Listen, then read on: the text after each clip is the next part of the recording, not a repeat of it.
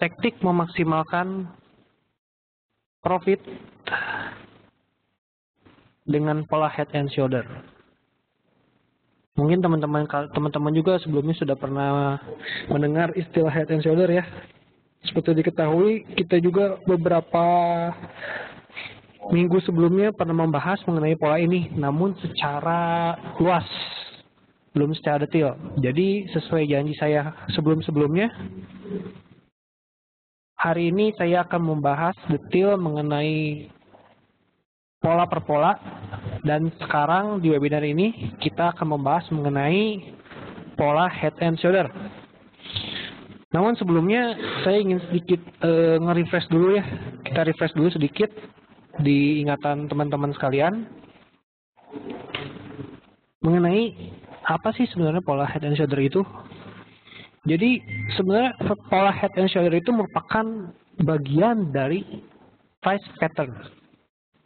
Apa sih price pattern? Price pattern itu bisa dikatakan itu pola yang muncul dari pergerakan harga. Jadi kalau misalnya teman-teman pernah baca Dow teori, di situ di salah satu teorinya ada yang mengatakan history repeat itself, sejarah selalu berulang. Nah, ternyata dari masa ke masa tuh ya, para trader tuh menyadari bahwa pergerakan harga itu membentuk pola-pola tertentu yang cenderung berulang. Nah, berdasarkan pengalaman sejarah itulah maka para trader kemudian bisa memperkirakan pergerakan harga selanjutnya itu akan kemana jika pola tersebut muncul. Jadi pada dasarnya itu ada dua pola. Pola reversal pattern dan continuation pattern. Kalau reversal pattern itu suatu pola yang mengisyaratkan adanya pembalikan tren, sedangkan continuation pattern merupakan suatu pola yang memberikan indikasi bahwa harga cenderung akan meneruskan pergerakannya sesuai dengan tren sebelumnya. Nah, oleh karena itu, sekarang saya akan menjelaskan pola reversal, yaitu pola head and shoulder. Mungkin sedikit itu overview-nya ya. Saya juga ingin dulu menyambut teman-teman nih yang belum mengaktifkan speakernya, seperti Pak Denny, Pak Dedi, Bu Nining. Lalu juga selamat datang nih kepada Andika Mardian, Pak Andika Mardian, Pak Broza, Pak Denny, Pak Herman. Selamat datang di webinar kita. Tadi sekilas mengenai overview ya, apa yang akan saya bahas hari ini. Sekarang kita akan memulai nih. Teknik memaksimalkan profit dengan pola head and shoulder ya. Oke, kita langsung saja ke pembahasannya, tidak perlu berlama-lama lagi. Nah, pola head and shoulder, inverse head and shoulder.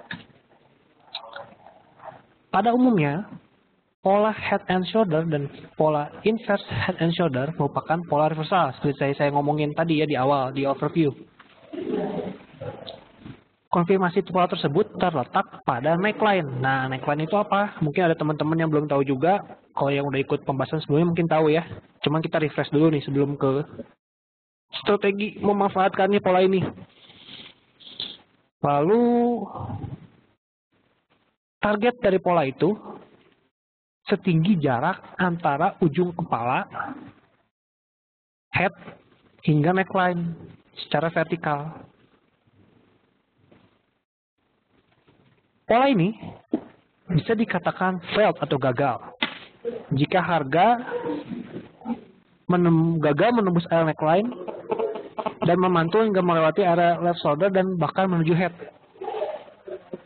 Mungkin secara teorinya demikian. Nanti biar ke gambar biar lebih jelas ya teman-teman. Jadi teman-teman kalau ada yang mau bertanya langsung tanya aja, jangan sungkan-sungkan. Nanti saya akan jawab juga. Kita lanjut ya. Nah, kita langsung ke contoh polanya nih untuk refresh. Sebenarnya kemarin ini udah ada di pembahasan sebelumnya, cuman kita refresh juga biar teman-teman juga teringat kembali. Nah, pola head and shoulder ini terbentuk dari pada akhir sebuah tren bullish.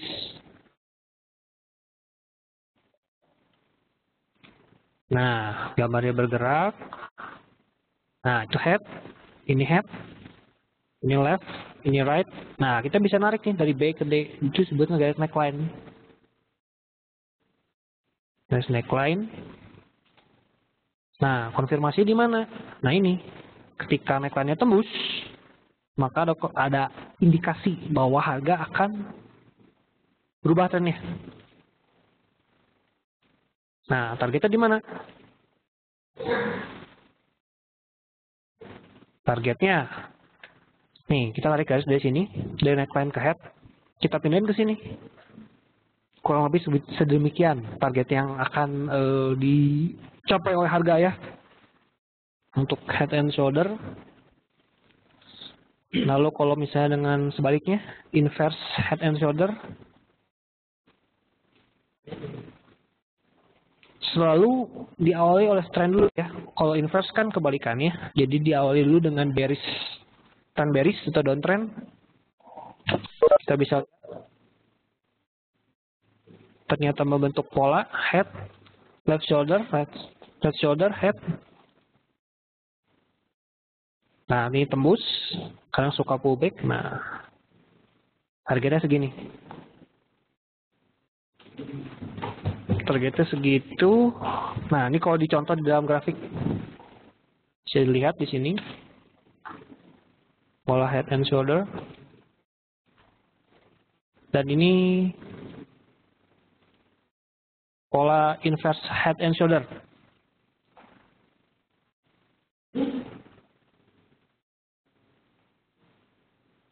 Nah, sebelum ke strateginya, mungkin ada yang mau ditanyain dulu nggak nih?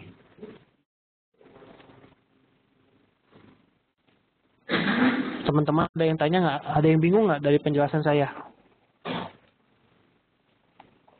Sebelum kita mulai nih, ke yang ditunggu-tunggu, cara menyingkapinya, cara memaksimalkan profit jika pola ini terjadi. Kadang tuh para trader tuh bingung, mungkin tahu ada pola ini gitu. Oh, tapi gimana cara memanfaatkannya ya? Bingung kapan entry-nya ya, stop loss di mana ya, TP di mana ya. Dan nanti di pembahasan ini kita akan membahas mengenai strateginya. Ada dua strateginya. Strategi antisipatif dan strategi reaktif. Sejauh ini gimana? Ada yang bingung nggak? Penjelasan saya cukup jelas atau nggak ngerti? Dari Pak Herman, cara ukur neck ke head, bagaimana? Ya, tadi di contoh udah ada Pak ya? Dikasih contoh kan cara ngukurnya, saya ulangin lagi coba.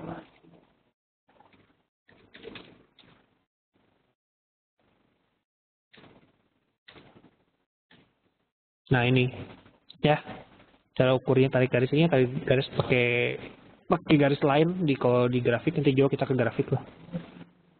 Tarik sini. Daripada ini, apakah menggambar head and shoulder bisa menggunakan indikator zigzag? Sebetulnya bisa, Pak. Sebetulnya bisa. Cuman indikator zigzag tuh kadang-kadang suka narik garisnya juga suka nggak bener, suka kurang tepat gitu. Kalau saran saya sih tidak menggunakan indikator ya. Kalau saya gitu pribadi, saya langsung melihat dari pergerakan harganya. Karena indikator zigzag juga kadang-kadang suka menipu gitu. Kalau menurut saya gitu. Mungkin gitu Pak Denny. Mungkin ada yang lain atau lanjut dulu aja nih?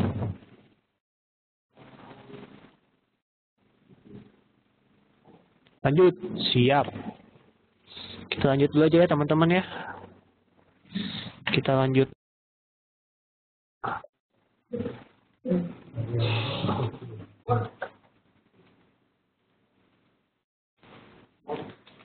Strateginya nih yang teman-teman mungkin beberapa tempat juga belum kasih tahu kayak gini ya strateginya. Strategi antisipatif dan strategi reaktif. Apa sih strategi antisipatif? Apa sih strategi reaktif? Sorry ada yang ini.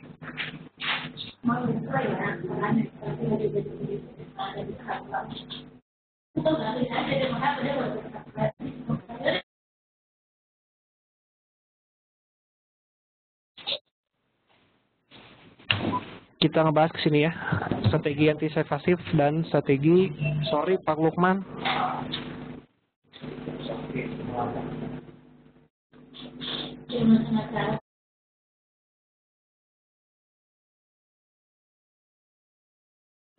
Sorry teman-teman, jangan di itu ya speakernya, jadi nanti terdengar dari tempat teman-teman suaranya.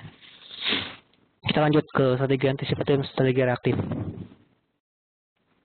Nah, sebelum kita ke strateginya, kita ceritakan dulu nih kelebihan dan kekurangan dari strategi ini ya.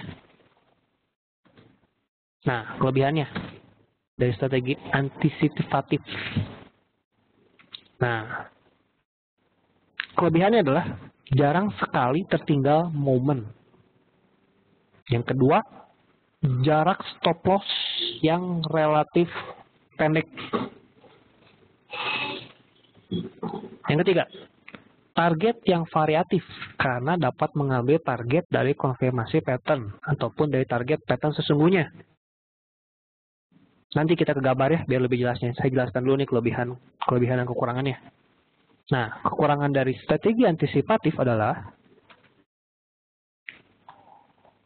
karena sifat dari strategi antisipatif dapat dikatakan agresif, sehingga peluang untuk terkecoh oleh false signal sangat tinggi dan berujung kepada stop loss sebagai akibat dari sinyal yang belum terkonfirmasi secara menyeluruh. Nah, kita lihat aja langsung ke gambar ya teman-teman, biar jelas. Nah, cara menyingkapinya nih, strategi antisipatif seperti apa? Nah, yang lain kan? Nah, ada gambarnya. Nah, ini ya. Jadi gini, ketika harga bergerak, ini kita contohnya di pola head and shoulder ya. Harga bergerak, naik lalu turun, ini udah kelihatan nih, oh ini pola head, ini ada pola, ada red, ada apa? Shouldernya nih. Terus dia tuh di sini turun terus naik lagi ke sini, tik baru segini. Wah, ini kemungkinan bakal jadi shoulder kedua nih. Ini ada head, wah ini ada potensi nih, pola head and shoulder. Jika Bapak dan Ibu sekalian merupakan trader yang agresif dan sangat yakin, oh ini udah pasti pola head and shoulder.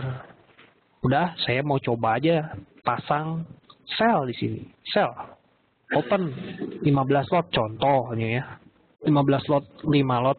Pasang 5 lot dan 10 lot gitu. Pasang. Dengan triggernya tuh di candle formation dan indikator ya. Nah, ternyata benar turun. Tuh. Turun ke bawah ya, ternyata benar turun. Nah, take profitnya tuh di mana nih? Take profitnya di sini. Boleh bebas, mau di sini boleh, mau di sini boleh, mau di sini boleh. Sesuai kepuasan teman-teman sekalian. Tapi yang perlu diingat, jangan lupa ke resiko. Resikonya tuh paling minimal di sini. Bisa dikatakan paket hemat gitu. Di shouldernya di sini, tapi dilebihin sedikit. Jangan tepat bener-bener di shouldernya teman-teman. Dilebihin sedikit ke atas, pasang stop lossnya. Atau kalau misalnya kalian teman-teman resikonya berani lebih besar gitu, saya berani meresikokan sedemikian rupa karena saya yakin pergerakan harga akan turun. Bisa disimpan di head juga, itu tidak jadi masalah. Jadi untuk resiko di sini, untuk TP di sini dan di sini. Jadi ketika pasang sell di sini, misalnya pasang 15 lot nih. Yang 5 lot ditutup di sini. Yang 10 lagi tungguin dulu, tepin, dan ternyata ke bawah. Dilepas 5 lot lagi. Saya pengen maksimal, tunggu lagi sampai 100%. Boleh di sini. Nah, ini bisa dikatakan ini strategi antisipatif ya. strategi antisipatif yang pertama nih. Berikutnya juga ada strategi antisipatif.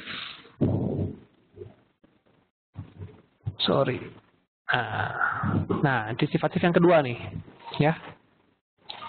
Nih, ketika neckline yang ditembus, neckline tembus,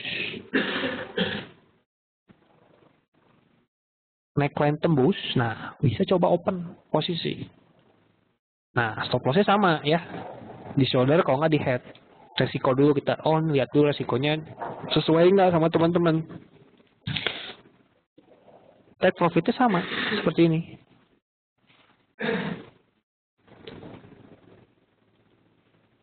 Nah, ini turun.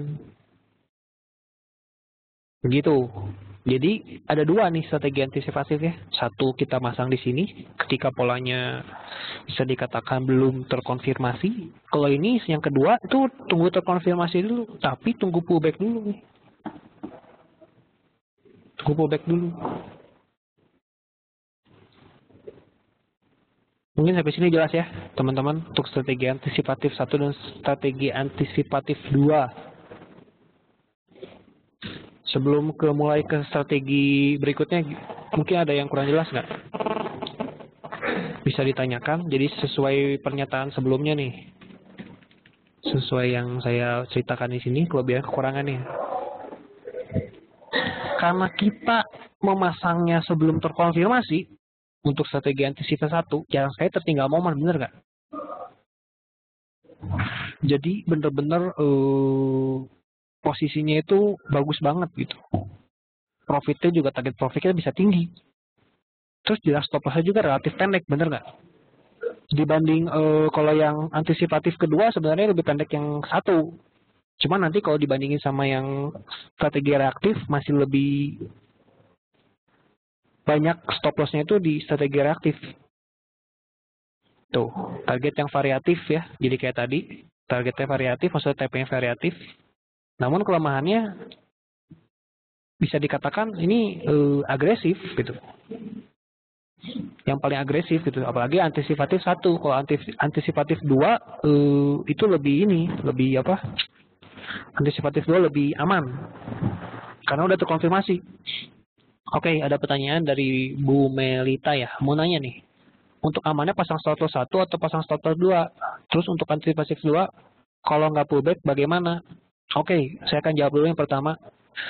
Stop loss 1 atau stop loss 2? Itu balik lagi kepada money management dari Ibu.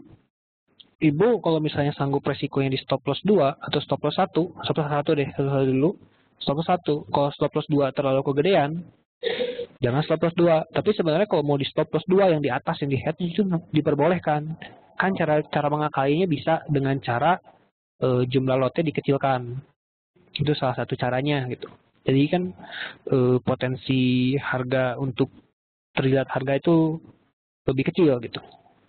Tapi kalau misalnya sekarang lotnya dikecilkan, tentu potensi keuntungannya juga akan mengecil gitu. Itu baik lagi makanya baiknya lagi kepada money manajemennya dari Ibu gitu. Lalu yang kedua nih, saya jawab langsung ya.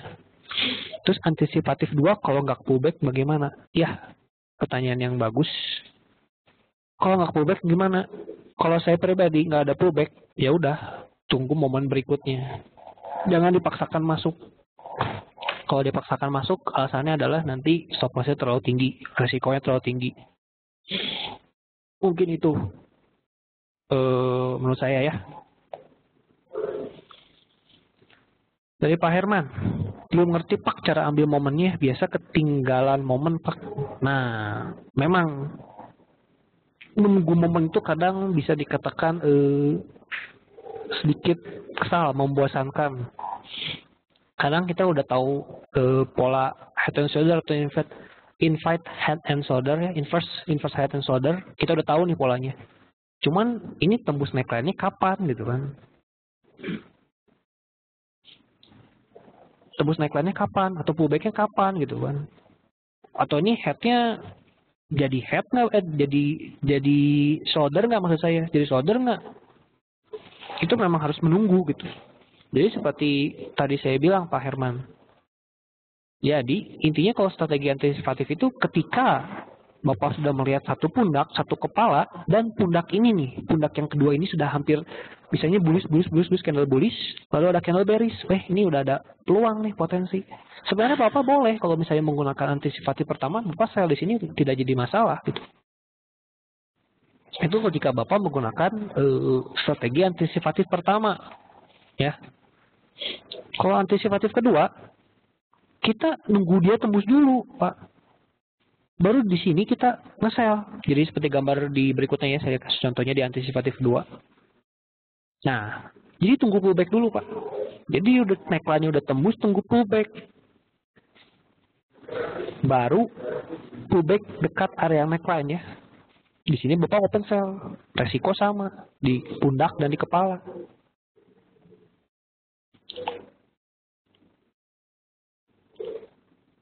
Mungkin demikian Pak Herman. Cukup jelas ya, nanti kita ke gambar grafik ya, biar lebih jelas. Ini mungkin masih pakai ilustrasi gitu, jadi bingung. Nanti saya akan jelas di grafik biar lebih jelas. Cuman intinya kalau antisipatif 1, polanya belum terkonfirmasi karena belum menembus neckline. Sedangkan untuk pola kedua, ya, untuk antisipatif yang kedua, tunggu dulu tembus neckline-nya, tunggu pullback baru pasang posisi. Mungkin demikian teman-teman. Kita lanjut dulu aja ya ke pola reaktif, biar lebih nanti bisa ngebandingin teman-teman mana yang lebih serk sama teman-teman polanya. Nah, kita ke pola reaktif nih. Kita ke pola reaktif.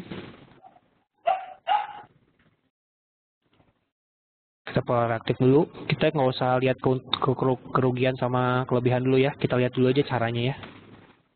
Nah, nih reaktif ya. Sama, kita contohnya pakai inverse. Nah, kalau pola reaktif itu seperti apa teman-teman?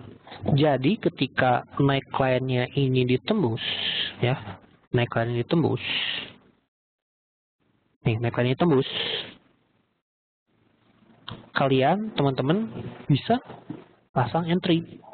Gitu. Ketika neckline tembus oleh closing candle, kalian bisa entry. Entry bisa contoh sini buy. Nah, ini bisa dikatakan reaktif gitu kan. Cuman secara resiko kan bisa dibandingkan dengan antisipatif. Kita kan nunggu pullback dulu ke sini nih.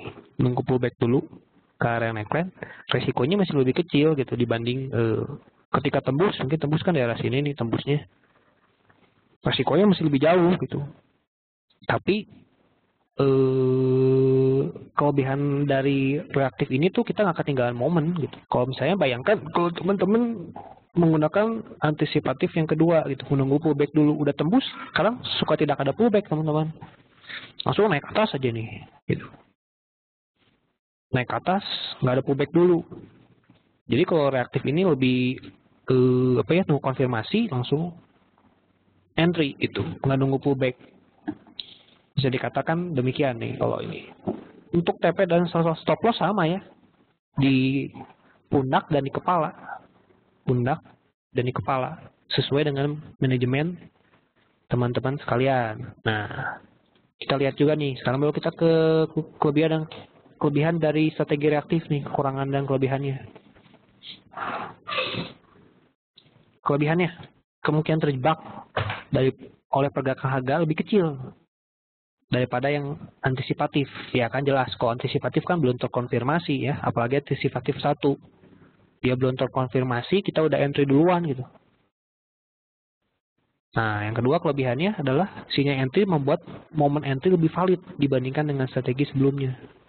Iya jelas lebih valid karena udah nembus neckline ya teman-teman. Nah, kekurangannya dari strategi reaktif adalah seringkali tertinggal momen. Jarak stop loss-nya melebar karena menunggu konfirmasi terlebih dahulu. Mungkin demikian. Sekali terlihat momen ini bisa dikatakan harganya udah terlalu cepat bergerak gitu. Tembus neckline terus terlalu jauh gitu. Stop loss-nya kan jadi makin tinggi. Untuk entry lagi kan kita, aduh, ini resikonya jauh banget gitu. Tuh, dan stop lossnya melebar karena menunggu konfirmasi terlebih dahulu. Mungkin itu untuk strategi reaktif sama antisipatif ya. Ya, mungkin demikian untuk tips and trick memaksimalkan pola head and shoulder dan inverse head and shoulder. Kita sekarang ke grafik ya teman-teman. Kalau ada yang mau nanya silakan teman-teman. Boleh ditanyakan seperti sekarang nih. Kalau tadi saya lihat nih. Nah, kita lihat ya. Ini ada tren nih. New Zealand. Tren naik. Keluar nih. Ada pola teman-teman kelihatan nggak? Nih. Keluar pola, set, set, naik, set, set. Nah, tembus nih. Tembus neckline-nya nih. Oleh closing candle. Kita tarik garis dari sini ke sini. Nih shoulder, tembus, bisa entry di candle berikut. Begitu, candle berikut, lalu turun tuh. Ini kan tidak ada pullback ya, pullback ada sih sedikit ini ke sini, pullback sedikit ke sini, bisa menggunakan antisipatif kedua, lalu turun akhirnya. Tuh jaraknya kita bisa tarik garis.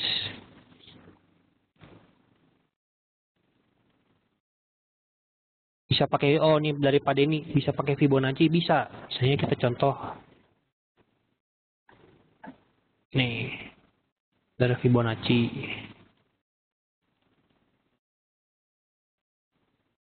Ya. Sorry, ini dibalikin lebih asik. Dari Fibonacci. Pindahin ke sini. Nih. Tuh, bisa kan? Mentariknya kayak Fibonacci. Dari ditembusnya di sini. Nah, itu mungkin daripada ini untuk pertanyaan daripada ini dan Bu Nining ya. Biasanya nih teman-teman, kalau dari pengalaman saya, jangan serakah menggunakan strategi ini ya. Jadi jangan saya pengen maksimal 100%. Ya bener boleh-boleh aja, cuman dari pengalaman sih sekitar 50-61,8 ya cukup. Untuk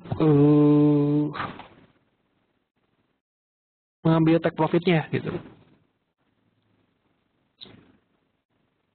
Mungkin ini tuh di kejadian sebenarnya. Tadi saya juga lihat di sini ada potensi juga sih sebenarnya. Nah ini juga ada potensi nih. Ini naik ya, tren naik nih. Ini ada dua kepala dan ini ada potensi nih sebenarnya ini sekarang nih. Ada potensi.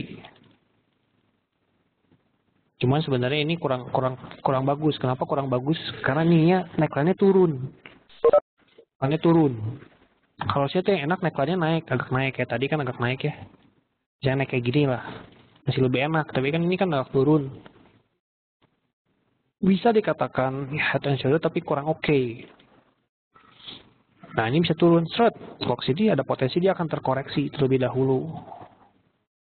Jika menggunakan analisa, kita tarik dari sini ke sini. Nah tuh. Bisa dikatakan dari sini aja. Tembus di Fibonacci 61. Bisa turun. Jaraknya kan bisa ketahuan ya. Ini di Rain.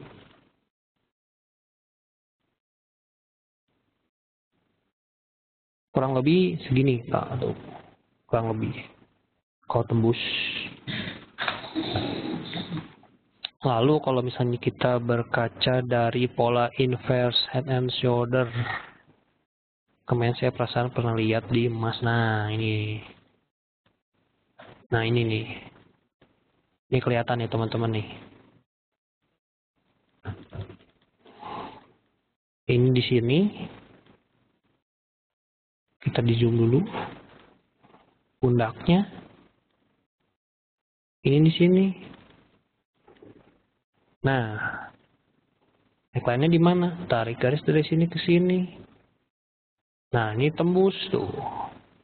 Ada pullback dulu. Wah ini cantik terus naik ke atas. Dan profit mesti akhirnya turun lagi. Mungkin demikian, teman-teman. Silakan kalau ada teman-teman yang kurang jelas, ada yang nggak ngerti, bisa ditanyakan. Sekali ini juga, sekali menunggu pertanyaan dari teman-teman, saya ingin sedikit menginformasikan nih. Jadi di Forex MF ini, kita memiliki fasilitas subscribe email. Subscribe email ya. Jadi teman-teman nih, kalau misalnya pengen analisanya tuh langsung ke handphone teman-teman kan, karena teman-teman juga nggak selalu ada di depan komputer. Bisa ke sini, ke menu subscribe ini, jadi analisa nih, ke menu analisa ya, Forex MF analisa. Bisa subscribe nih ke sini, subscribe. Nah, masukin nama, alamat email, nomor handphone. Nah, pilih fasilitasnya mau yang mana. Ini untuk kemudahan teman-teman dalam membaca analisa kita gitu. Jadi analisanya akan langsung masuk ke email teman-teman. Sekarang kan udah musimnya tuh lihat email di gadget ya. Biar lebih cepat gitu. Oke, ada pertanyaan dari Bapak Andika Mardian. Yen 30 menit bisa dibilang potensi head and shoulder nggak Pak? Oke, kita coba lihat ya. Yen 30 menit. 30 menit. 30 menit di sebelah mana, Pak? Di sebelah mana, Pak Andika? Di tanggal berapa gitu? Bisa dijelaskan? Kalau saya lihat dari kondisi sekarang sih 30 menit nggak ada ya. 30 menit nih mana Pak ya? Apa yang maksud Bapak yang ini? Kalau yang ini bisa dikatakan bisa bikin garis periode yang hari Pak. Siap. Hari apa nih Pak? Tanggal 9? Tanggal 10? Atau hari ini? Hari ini? M30 hari ini. Di sebelah mana Pak? Maksud Bapak dari sini ke sini Pak ya?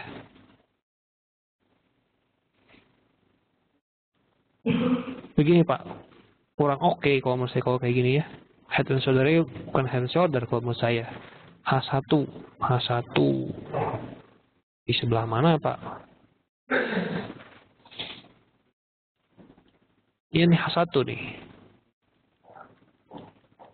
H1 Pak Andika, saya coba menggunakan PC Pak Andika.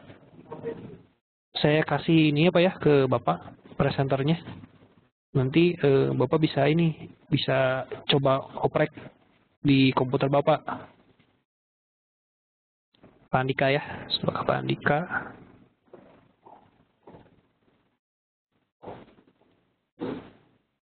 Coba ke Pak Andika.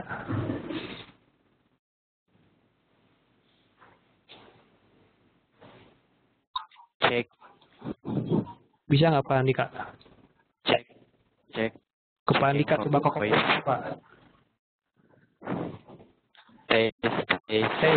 Iya Pak, silakan Pak. Bisa ditunjukkan nih grafiknya Pak. Yang hari ini aja Pak ngelihatnya. Hari ini. Waduh, nggak ngerti kalau buka grafik. Ya. Yang hari ini itu left shoulders kan udah kebentuk ya. Nah terus headnya udah ada di 30 menit. Kalau kita mau pakai strategi antisip, yang pertama tadi itu apa ya? Antisipatif ya? Antisipatif, betul.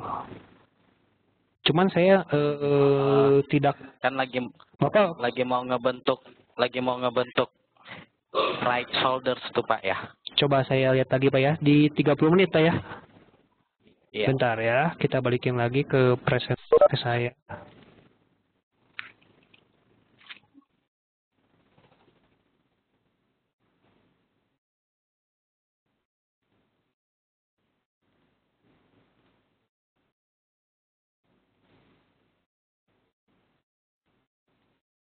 Kita lihat lagi.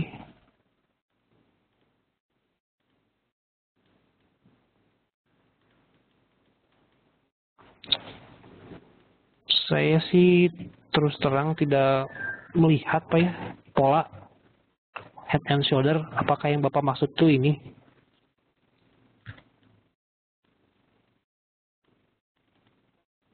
Ini dengan ini? Kalau menurut saya ini sih kurang tepat Pak, kalau menurut saya ya. Kalau menurut saya nih, kalau misalnya Bapak yang berpikir di sini, kan kalau seperti kita tahu nih, maksud Bapak saya ngerti yang ini Pak ya. Ini kan turun, naik, turun lagi ini Pak ya. Ini kurang tepat Pak, kan seperti tadi diceritakan di awal, pola inverse head and shoulder atau inverse dan head and shoulder itu kan pola reversal Pak, pola pembalikan arah. Nah, kalau misalnya di sini, ini kan tidak didahului oleh tren Pak. Trennya nggak ada gitu. Mungkin bisa nih kalau disebutin ya, ini shoulder, ini kepala gitu. Tapi kan tidak ada tren di sebelumnya gitu. Tidak ada tren bullish. Misalnya kan ini kan head and shoulder. Tidak ada tren bullishnya. Jadi disebut head and shoulder kalau menurut saya kurang tepat. Oke, Pak Wahyu ya, ke Pak Wahyu GBP H1 Pak ya, GBP USD H1 tanggal 5 Desember kita tampilkan 5 Desember coba. Sekarang teman-teman yang lain juga kalau ada yang mau nanya, monggo bisa ditanyakan. 5 Desember H1. 5 Desember di sebelah mananya Pak ya? 5 Desember Pak ya. GBP H1 pukul 22. 5 Desember.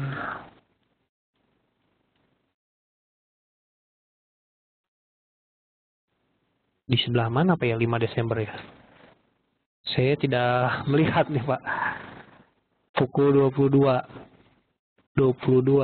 Coba kita lihat. Di sebelah mana Pak ya? Nggak kelihatan nih Pak, saya lihatnya.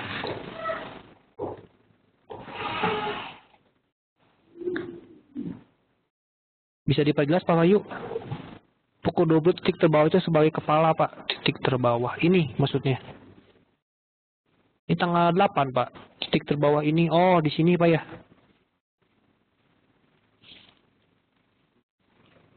Kecil sekali Pak. Cuma kan efeknya dari pola ini, misalnya Bapak mau anggap ini gitu. Inverse head and shoulder. Kan ini ke bawah lagi Pak. Bisa dikatakan failed kalau kayak gini. Ini sih kurang, kalau menurut saya sih kurang bagus ya Pak. Kurang kurang oke. Tidak valid. Nah tuh, udah jelas gak valid lagi kan ini. Jangan yang kayak gini Pak. Kurang oke. Dari Pak Herman nih coba ya sekarang. Coba lihat Mas Pak M15 atau hari ini.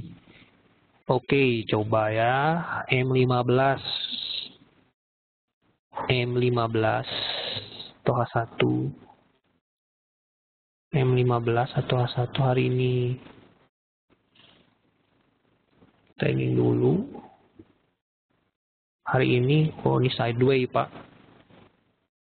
Ini si sideway. Kita ke M15-nya cobain.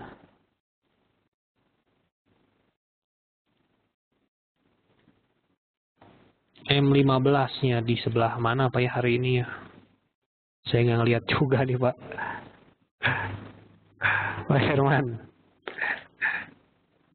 M15 H1 hari ini belum ada Pak potensi. Kalau saya lihat ini paling kalau misalnya Bapak mau jadi head, ini jadi shoulder, ini jadi head. Ini harus naik dulu ke atas, baru turun. Kalau di M15 sebenarnya juga kelihatannya sideway, walaupun bisa dikatakan ini ada downtrend ya, downtrend kecil di M15. Cuman kalau ini terbentuk pola agak kurang oke sih menurut saya, walaupun bisa ya Pak ya. Ini kalau misalnya menunggu, kita harus nunggu dulu, ke atas dulu, baru dia turun lagi gitu. Mungkin begitu ya Pak Herman. Oke, sip. Woi, jadi menyambung Pak Andika nih. Kalau H1 Euro double top, wah kita nggak ngomongin double top sebenarnya, tapi nggak apa-apa kita lihat ya H1 bisa double top, bisa, cuman sebenarnya kurang ideal ya Pak ya, walaupun ini bisa dikatakan double top karena kan ini agak satu sebelah miring, satu di sini gitu, lebih atas sedikit aja hampir sama bisa dikatakan double top. Sebenarnya bisa tapi kurang oke Pak kalau menurut saya ya. Nah, bisa tapi kurang oke. Kalau menurut teorinya kita tunggu konfirmasi di sini. Kalau kita bantu Fibonacci nih, di baseline boleh, di Fibonacci boleh. Tembus bisa turun ke bawah, ada potensi dia ke bawah. Tapi untuk pola double topnya saat teori benar ya, ini tren dulu ke atas, tren naik tuh. Tren naik, ada di akhir ada pola double top itu.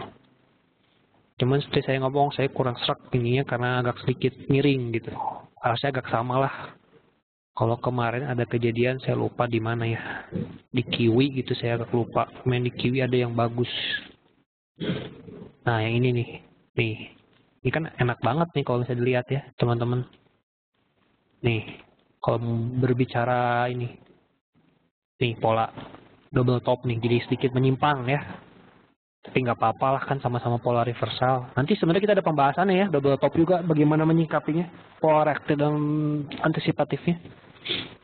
Di sini tuh, dia kembali dulu ke sini, turun lagi, ini turun ke bawah. Ini double top nih, didahului oleh tren dulu.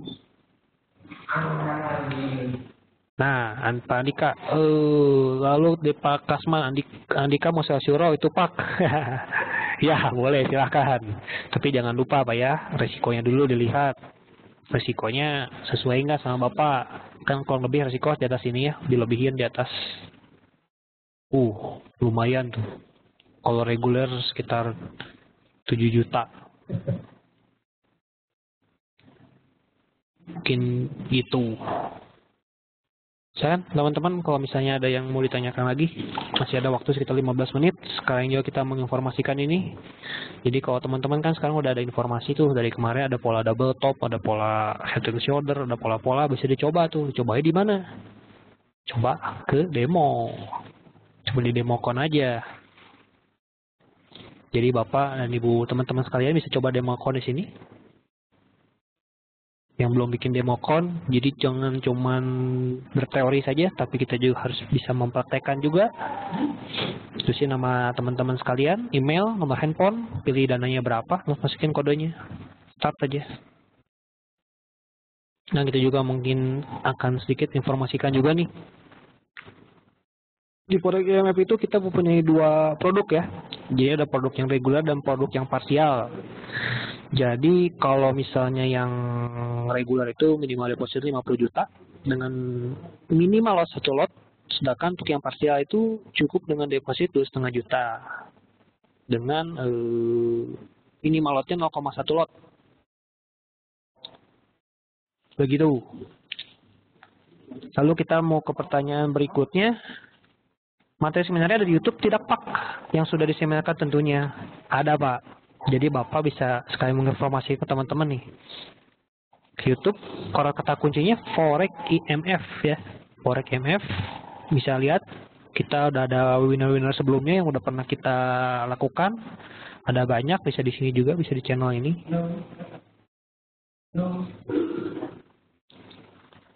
Bisa lihat. Nah, ini ada macam-macam webinarnya ya. Jadi teman-teman bisa pelajari. Jika belum ada yang terlewat gitu webinarnya dari YouTube.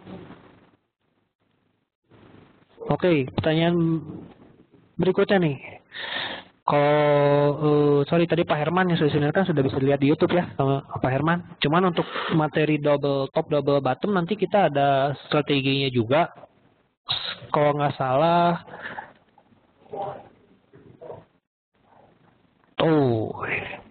tahun depan Pak, tahun baru nanti kita kan ada libur dulu, kita nggak ada webinar dulu. Mungkin kan teman-teman juga kalau udah mendekati hari H juga kan mungkin persiapkan untuk liburan. Nanti tahun depan kita ada materi Pak, materi mengenai double top, double bottom, cara menyingkapinya seperti apa. Sama seperti ini ada strategi antisipatif dan reaktif. Kalau kemarin kita pembahasan double top, double bottomnya itu secara garis luas. Jadi itu kita kemarin udah cerita ada pola head and shoulder, double top, ada pola double top, triple top, ada pola continuation juga, pola symmetrical. Itu cuma secara garis luas aja gitu. Oh ini ada pola ini, cuman kadang-kadang orang nggak tahu cara menyingkapinya seperti apa. Jadi diadakan webinar yang khusus untuk menyingkapinya gitu, menyikapi pergerakan harganya. Oke, kepada nih idealnya Pak untuk pola head and shoulder pada time frame berapa? Atau situasional? Oke, untuk head and shoulder sebenarnya bisa digunakan di pola apapun ya, di time frame apapun maksud saya. Di time frame apapun bisa 15 menit, 30 menit, 1 jam, 4 bisa. Cuman perlu diingat, semakin kecil time frame, validitasnya akan semakin lebih rendah. Tapi ketika kita temukan pola itu di time frame yang lebih besar, 1 jam lah minimal atau H4, itu konfirmasinya akan lebih valid dibanding time frame kecil. Gitu, mungkin cukup jelas ya Pak Dedi. Pak Herman, sudah pernah belum diseminarkan penggunaan Fibo secara efektif? Sudah Pak. Bapak bisa lihat di webinar-webinar sebelumnya. Ada menjelaskan mengenai penggunaan Fibonacci yang seharusnya seperti apa dan efektif. Bisa Pak. Judulnya coba kita lihat ya judulnya.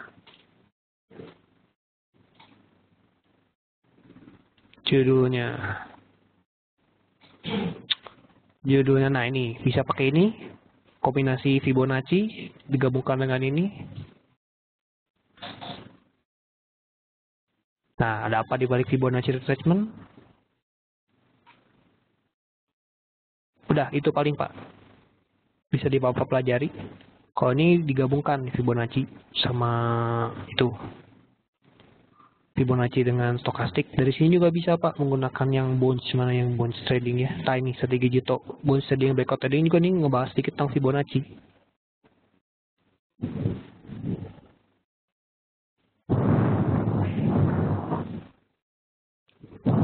Oh, sip. Ada tips juga dari Pak Kasman nih.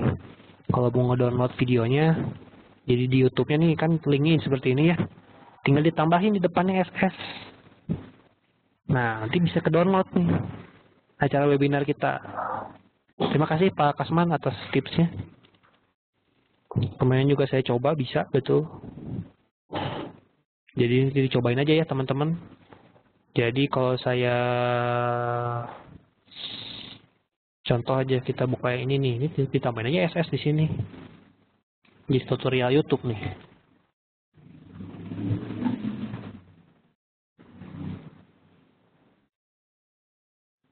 Nah, tuh. Keluar di sini kan. Masih loading dulu. Nah, tuh bisa download di sini. Ya, teman-teman bisa download. Itu. Silakan kalau misalnya teman-teman masih ada yang ingin ditanyakan, masih ada waktu kurang lebih sekitar 10 menitan. Nih tiba-tiba ini ya. Sudah menguji nih. Ini ada potensi kalau dia ini tembus bisa ke sini, ke daerah sini. Daerah sini. Untuk euro nih. Tiba-tiba kemarin mulai menggeliat dolarnya. Mulai kembali melawan. Harus diwaspadai nih, teman-teman. Nah, ini kalau misalnya tadi berkaca head and shoulder nih. Nah, ini juga udah hampir konfirmasi nih, head and shoulder-nya nih. Ya, ini headnya, ini shouldernya 2 nih. Tembus sini, potensi dia ada area sini. Area 38 kurang lebih. Silakan, ada teman-teman yang ingin bertanya, Pak Andika, Pak Broza, kalau ingin bertanya, Pak Dedi, Pak Deni, Pak Deni ada 2 ya, Pak Herman, Pak Kasman, Pak Lukman, Bu Melita, Bu Nining, kalau ada yang ingin tanyakan, monggo Pak Wahyu, silakan. Oke, dari Pak Andika, tuh Pak Kasman Euro siap-siap jual, hehehe, betul Pak. Pak Broza, gimana hilangin trendline ya Pak ya? Maksudnya trendline gimana Pak? Cara hilangin garis trendline-nya gitu. Misalnya Bapak udah narik garis trendline, gimana cara ngilangin garis trendline-nya? Kayak gini Pak, misalnya Bapak udah narik garis nih, menggunakan tool ini, ya trendline nih. Narik garis gini, Bapak kalau mau ngapus trendline tinggal gini aja Pak. Delete, diklik, di double klik ininya. Delete, hilang Pak. Beres. Mungkin itu Pak. Jelas nggak Pak? Pak Broza. Maksudnya seperti itu kan cara ngilangin trendline. Kalau saya lihat ini New Zealand, kalau kita lihat, lagi di trendline, tertahan di trendline, dia ada potensi dia turun lagi nih. Kalau kita lihat nih, sambil saya coba-coba menganalisa. Kalau dari H4 dia ada potensi dia turun lagi. Tertahan di area trendline. Sekarang teman-teman masih ada waktu sekitar 7 menitan bisa dipakai untuk bertanya, mau nanya apa aja boleh. Monggo. Mau ngebahas tentang Fibonacci boleh. Atau mau nanya yang lain. Baik, dari Pak Wahyu, berarti walaupun satu candle memanjang seperti di NZD USD bisa dikatakan head and shoulder valid ya Pak, kalau nembus neckline, betul. Nah, harus ada penumpukan candle. Iya, betul sekali. Nah, ini ya. Kan ini pundak. Jadi kita liatin gerakannya Pak ya. Pokoknya pundak, kepala, pundak gitu. Pundak, kepala, pundak. Tarik garis, neckline. Seperti saya ngomong, sebenarnya ini bisa dikatakan head and shoulder tapi kurang oke gitu ya. Karena ini ke bawah. Kalau harganya dia ke atas dulu, terus nanti ke bawah lagi nggak nembus-nembus juga kan jelek nih. Yang ideal adalah yang tadi. Kalau yang di sini tuh tadi di sini nih. Nah, ini ideal nih polanya ya. Pundak, kepala, pundak. Nah, tuh. Jadi kan tembusnya enak. Tuh.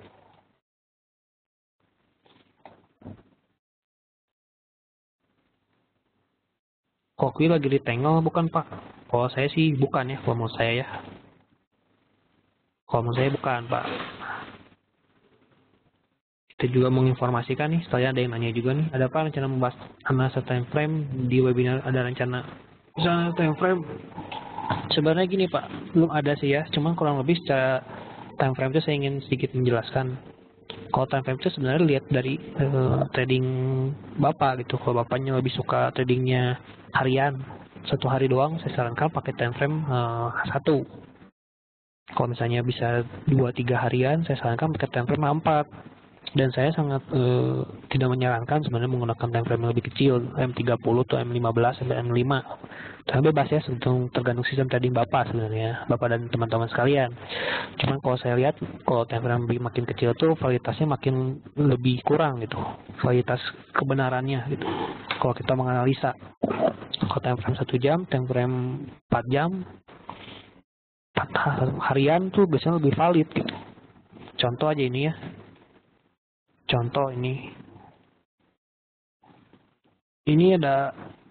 berbicara candle ini sebenarnya ya. Berbicara candle, ada candle seperti ini di H4. Di H4 validitasnya akan lebih tinggi Pak, teman-teman. Untuk dia berbalik, kan ada candle ini seakan-akan tuh seller menekan harga lalu buyer menekan harga dan menang buyer. Dan dia ke atas. Tapi kalau ini ditemukan candle ini di M5, M15, itu validitasnya kurang. Bisa jadi false signal gitu.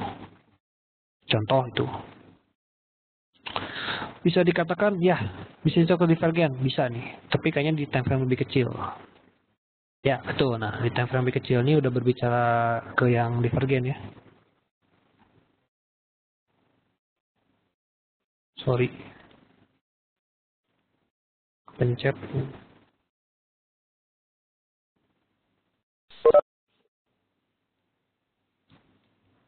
Sorry, bentar. Nah, ini divergen ya.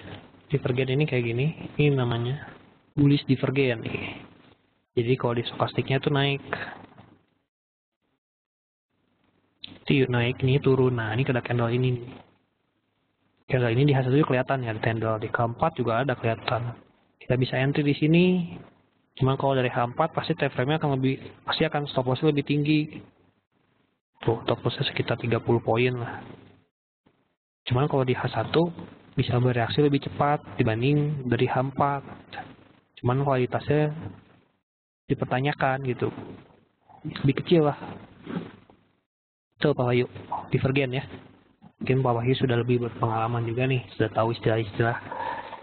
Sekarang Pak Herman, pengguna FIBO bagusnya high and low harian atau bulanan Pak? Tergantung sistem tradingnya Pak sebenarnya. Kalau Bapak tradingnya lama ya bulanan boleh Pak. Sebenarnya gini sih, kalau saya ya pribadi, kita berbicara teori dulu nih. Kita menarik FIBO itu menarik dari swing low dan swing high terakhir. Cuman seperti saya bilang, kalau saya sih lebih suka ini menarik Fibonacci dicocokkan dengan penumpukan data. Contoh dalam kasus ini. Wah, ini strong tuh. Potensi tembusnya. Contoh ini nih. Di sini ada penumpukan data nih. Di area sini. Di area sini. Cek. Ini ada potensi dia harga ke sini dulu. Baru dia naik, Pak. Jadi kalau saya menarik Fibonacci kan low sama high, terus saya cari penumpukan data. Nah, ini kan penumpukan data nih, terpantau di sini. Jadi di area sini bisa cari nanti posisi sinyal beli nih di area sini. Dan secara teknikal analisa juga ya, di area sini bisa cari sinyal beli. Secara teknikal analisa yang saya pelajari di buku John Murphy juga. Area krusial itu daerah ini 61, 50 dan 38 gitu. Di situ suka ada pantulan. Dan ini ada potensi ke sini dan mantul. Lalu di sini juga bisa Bapak lihat ada MA nih. MA jika kalau Bapak pelajari di webinar-webinar sebelumnya bisa berlaku sebagai support dinamis. Ketika harga ke sini nanti ada MA juga di daerah sini dan harga berada di tengah-tengah MA ada potensi dia akan mantul gitu ke atas. Tapi Bapak harus hati-hati nih kalau si Fibo ini, kalau menurut buku yang saya pelajari John Murphy ya, kalau udah Fibo ini tembus nih 38 ini tembus, ada potensi dia akan menyasar ke 23 dan 0 gitu. Akan kembali turun. Mungkin demikian. Cukup jelas ya Pak teman-teman.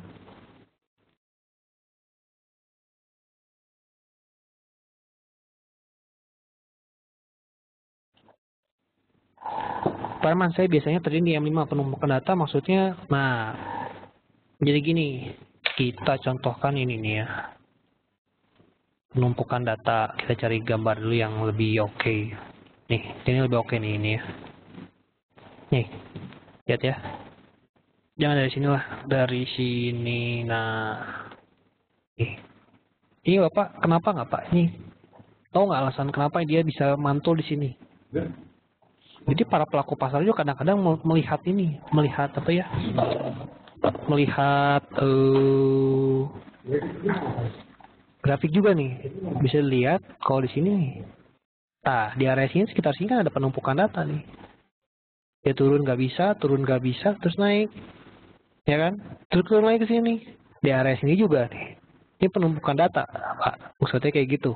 Jadi penumpukan data itu bisa dijadikan acuan untuk support resisten sebenarnya. Gitu. Ini juga sebenarnya bisa nih. Ini bagus sekali nih ya. Nih, di area sini kalau Bapak perhatikan ini ada penumpukan data Ini jarum ini kita nggak anggap ya, jarum ini nggak anggap. Jibab tuh dia lagi diuji, terus gagal dia ke atas lagi. Terus ini itu, di area sini juga ada potensi dia akan berbalik lagi ke bawah. Apalagi nih harga saat ini sedang berada di moving average, di antara moving average. Seperti kalau bisa kita berbicara teori, berbicara moving average, kalau misalnya harga berada di antara dua moving average, ada potensi dia akan memantul. Nah ini kan dia lagi terkoreksi dulu nih, terkoreksi dan memantul dihubungkan dengan Fibonacci nih. Pas banget tadi di area sini ada referensi antara 61, 50, dan 38. Kalau ke sini ini bener ada sinyal untuk jual dari indikator maupun dari candlestick gitu. Ada potensi ini Bapak untuk mengambil posisi sell. Namun waspadai jika ini tembus, dia akan melanjutkan ke minimal segini, ke maksimal ke sini untuk hari ini. Itu ini kan ketahan di sini. Itu. Oke, gimana Pak? Teman-teman, gimana? Cukup jelas nggak nih? Waktunya sudah habis nih. Mungkin satu pertanyaan lagi deh kalau misalnya ini untuk menutup sesi tips dan trik kita nih. Pak Herman, untuk seminar cara hitungan koreksinya gimana Pak? Untuk seminar cara hitungan koreksi.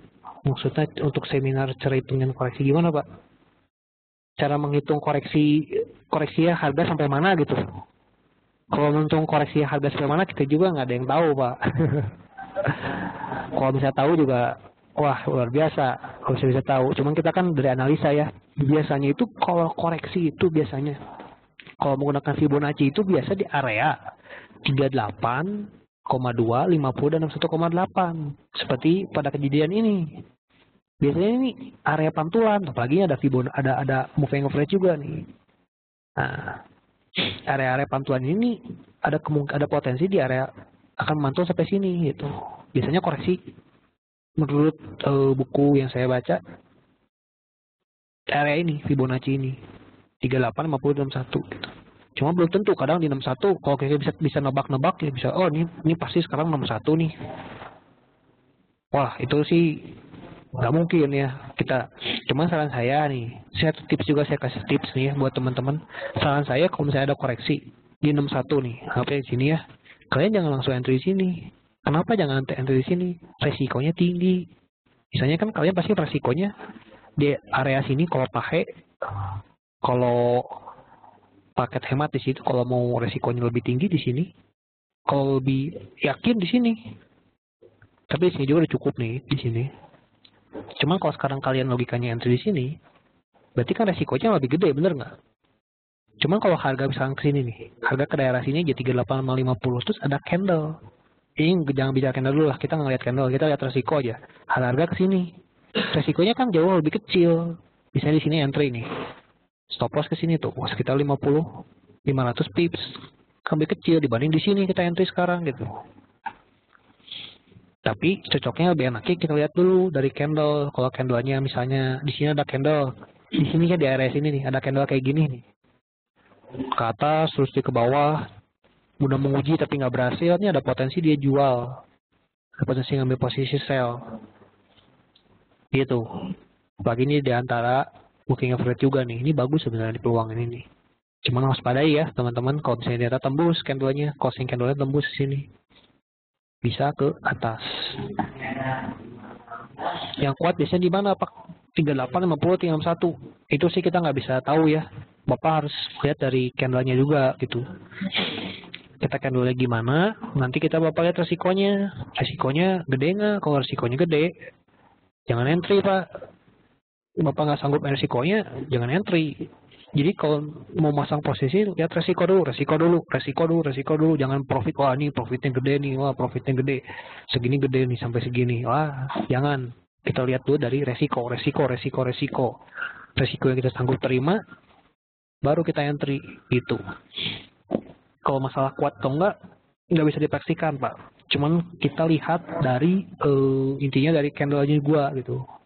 Candlenya seperti apa? Kalau candlenya nanti ada seakan-akan yang seller menekan harga, ya kita ngambil posisi jual gitu. Kalau ternyata tembus ya tembus. Tuh, dilanjut nih. Pak Wahyu nih, kalau nembus di 3 ton, tapi indikator stok mau overbought gimana? Ambil buy, Pak. Jadi indikator itu kadang-kadang suka menipu juga ya. Makanya kadang-kadang saya pribadi kurang menggunakan indikator sih sebenarnya ya. Paling saya menggunakan indikator moving average. Saya lebih suka ke Fibonacci, moving average, dan support resisten aja. Kalau indikator suka nipu gitu. Gitu. Jangan apa ya? Jangan kalau Bapak udah tembus di sini tembus, Bapak bisa coba ambil buy, tapi ingat closing candle Pak ya. Closing candlenya harus valid penembusannya. Gitu. Ciri-ciri dia pullback gimana Pak? Ya, ini kan contoh nih, pullback itu bisa dikatakan kan seperti koreksi. Kalau misalnya dari pola head and shoulder tadi kan dia tembus neckline-nya dulu terus balik lagi gitu kan. Itu pullback, koreksi lah. Bisa dikatakan koreksi pullback itu. Ciri-ciri pullback ya misalnya kan dia downtrend nih ya.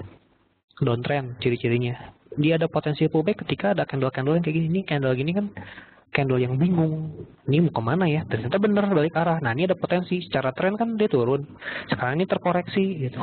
Nah ini bisa dikatakan pullback gitu, ini juga gitu, pullback area ini.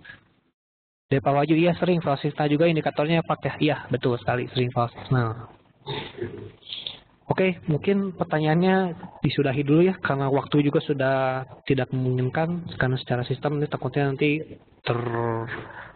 langsung natal. Jadi teman-teman terima kasih yang udah datang ke webinar hari ini. Jangan lupa datang di webinar berikutnya nanti pada berikutnya mengenai hari Selasa ya, kabar pasar sepekan. Dan nanti berikutnya nih ada berbicara tentang candlestick nih. Jangan teman-teman lewatkan nih. Kita belajar tentang candlestick gitu. Jadi tahu oh candlestick ini gimana itu secara psikologis tuh. Oke teman-teman, mungkin kita harus akhiri dulu. Mohon maaf jika ada penjelasan yang kurang jelas atau yang kata-kata yang menyinggung teman-teman sekalian. Kita ketemu lagi nih di webinar berikutnya ya. Sampai jumpa lagi teman-teman. Pak Broza, Pak Dedi, Pak Denny juga, Pak Herman, Pak Kasman, Pak Lukman, Bu Melita, Bu Nining, Pak Wahyu. Sampai ketemu lagi ya di webinar berikutnya. Salam profit teman-teman.